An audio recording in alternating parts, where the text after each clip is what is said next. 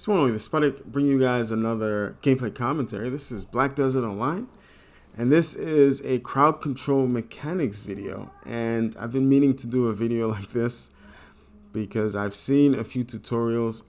I've seen two tutorials on YouTube, and I've read about one or two articles discussing CC mechanics, the CC mechanics of Black Desert Online.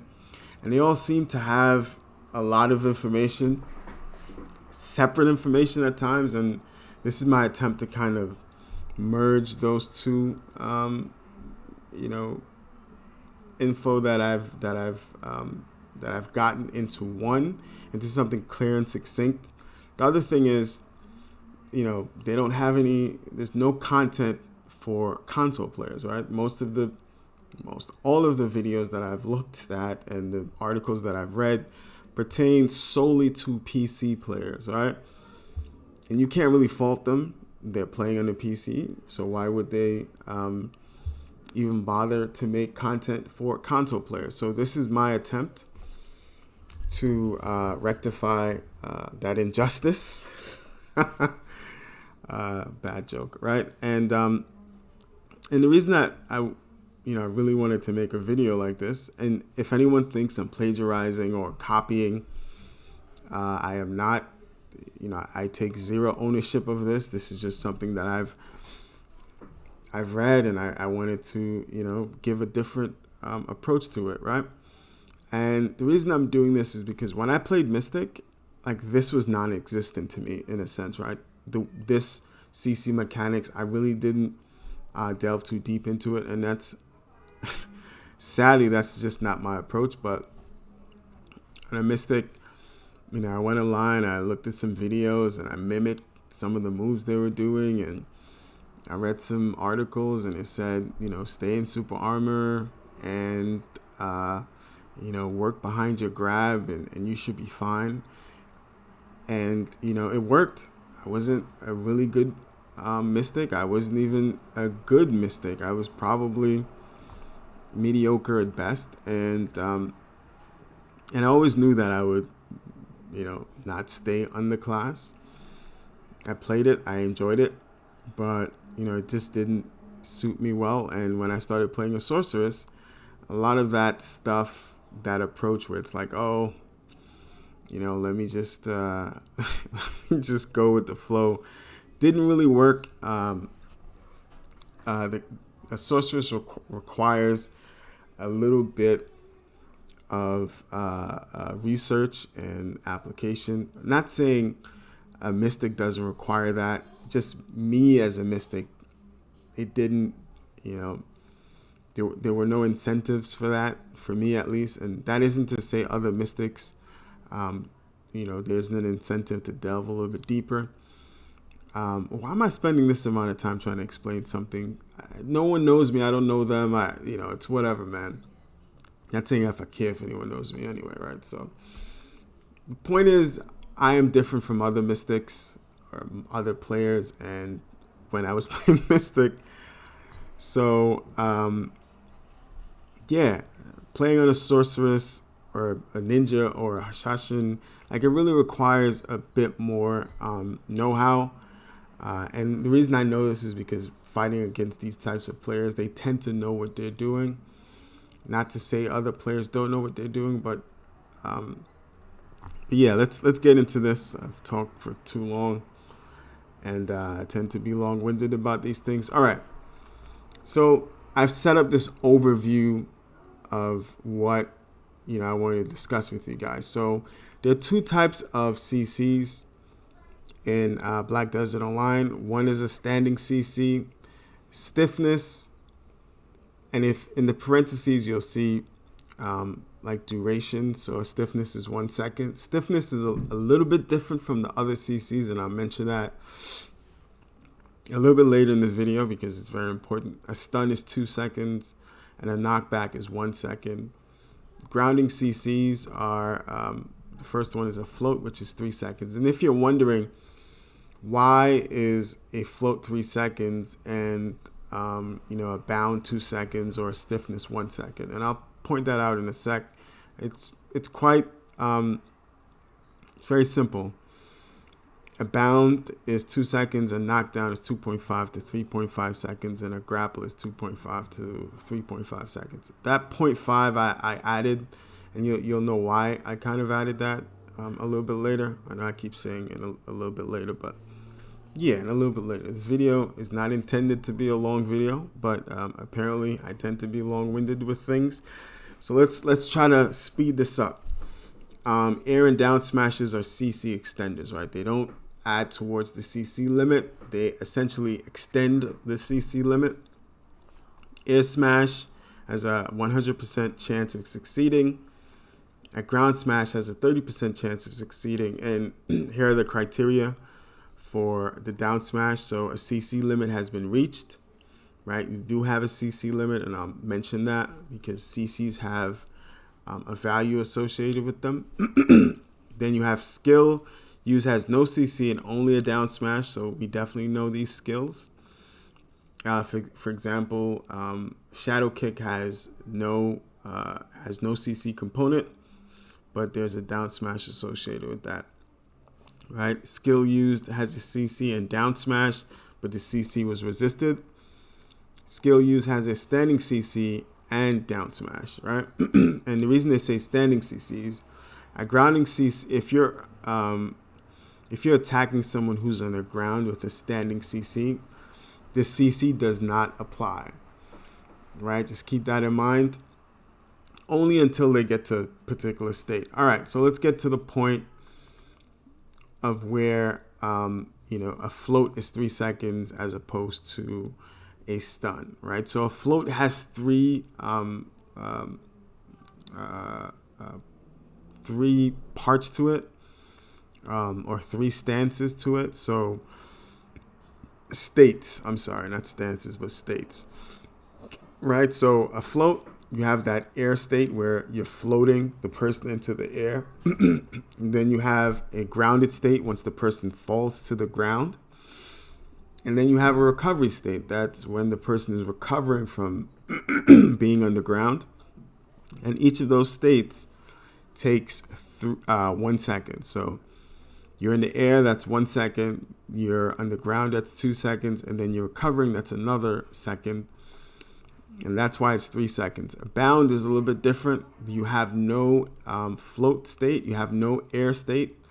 And so you just immediately fall to the ground. So you're in that grounded state, and then you're in the recovery state, right? And so the same thing applies to a stun, right? You're in that stun state, and then the recovery. So it's 1 second. And here's the thing: each CC, aside from a stiffness, counts as 1, right? The value associated with that CC is 1, right? And you have a maximum CC limit of 2 and less than 3, right? And it all depends. So a stiffness is categorized, well, the value it has is 0.7. It's not 1. Like all the other CCs, it counts as 0.7. So you might have a circumstance where I mentioned is less than 3, where you hit a person with a stiff, that's 0.7. You then hit them with a float, and you then hit them with a knockdown. So you've essentially got to 2.7, or you would be at 1.7, but you haven't passed 2 yet. So you have another chance to follow up with a knockdown, right? And it seems as if I'm speaking a lot of confusing stuff here, but this portion here is meant to explain that to you. Okay, and then we'll talk a bit about the extenders. So let's say you start off, just remember, once you reach the CC limit, the person has immunity for the next 5 seconds. So all subsequent CCs do not apply to that player. You can no longer stun them. You can no longer crowd control them, right? The reason I'm not saying stun, because there is a crowd control CC. There's a CC called stun. So here's an example of what you would do in the CC mechanic, right? You float the player. Just remember, it's a 3 second duration. So you floated the player. And I just want to point out any consecutive CC of the same type, the CC does not count towards the CC limit. So if I float this player and I immediately followed it up with another float, that float does not count towards the CC limit. Just keep that in mind. So if you use 2 floats immediately after each other, it does not count towards the CC limit of 2 or less than 3. Right? So let's say you hit a guy with a float. You can land a stiffness and no CC skills. You can do an attack that has no CC skills for your fillers. Just remember, this float is 3 seconds. So within that time frame, you're landing these fillers, and these fillers just add to your damage. Now you have a lot of multipliers like crits. If this is a float, you can hit the person with an air smash. You can hit the person with, once they hit the ground, you can hit them with a variety of things. There are lots of down attacks that add these multipliers to them. You can definitely look up those multipliers. This isn't the place for that, but I just wanted to point these things out. Right? The thing you don't want to do is land a float and immediately land a knockdown, because that additional CC, that next CC, which is immediate, will count because it's not of the same type. Right? So just keep that in mind. If you land a knockdown and you go ahead and land a float after the knockdown, right? That person will be, they will exceed the CC. They will get to the CC limit, and they will be immune for the remainder, unless you go ahead and you get that 30% where you landed a down smash, and you could extend the duration of your CC. Now, a down smash, the time that you're on the ground is a lot shorter than an actual knockdown. So keep that in mind. So you land a float, you're now landing fillers, right? Skills that, does damage. Well, skills that do damage. Skills that do damage, and they're not either CC or a different type of CC, right? So if you have a skill that's a float and you have a high damage additional float skill, you can definitely do that. And then once you're done with your fillers, you now add another CC, which you've now reached the CC limit. And so if it's a knockdown, you have 2.5 to 3.5 seconds. And then you add your fillers. And this is where you would want to have your extenders. Just remember the criteria for, to land this 30% chance is the CC limit has been reached. So you've used 2 CCs. You reach that limit of 2 or less than 3 if you've initially started off with a stiffness. And then you have these are the criteria to extend, and in some cases reset, the CC. Right? There are a few classes that can do this: strikers, warriors, Sorks. They can. Sork has a skill that it's almost 100% that the down smash will extend the CC, and you can rinse and repeat and start over again, right? So let's mix and match. So another thing I want to mention is that if you're on the ground, standing CCs do not apply. So you're just essentially landing the damage. So what you want to do is to always have your second CC, right? That CC that allows you to, which gets you to that CC limit, to be a knockdown, right? You do more damage if the player's on the ground. Yes, we have adamantine, and that really hinders a lot of your attempts. So just be careful. But for all intensive purposes, you want your second CC to be a knockdown. And the reason I have 2.5, 3.5 seconds is because if you just stay there and don't move your left analog stick on the console, this CC duration will be a lot longer. It's the longest CC duration. So if you get CC'd and it's a knockdown, move your left analog stick so you can get up and roll away. So this is how it works. Every CC is assigned a value of 1 with an exception of stiffness. If you're underground, standing CCs do not apply the CC. They just apply the damage or any additional effects that they have. So if you have skill used has a standing CC and a down smash, the down smash applies, but the standing CC does not. All right, just keep that in mind. And of course, if you're just hard-headed and you want to just have the person standing, you can land, like a knockback, a stiff, and a stun.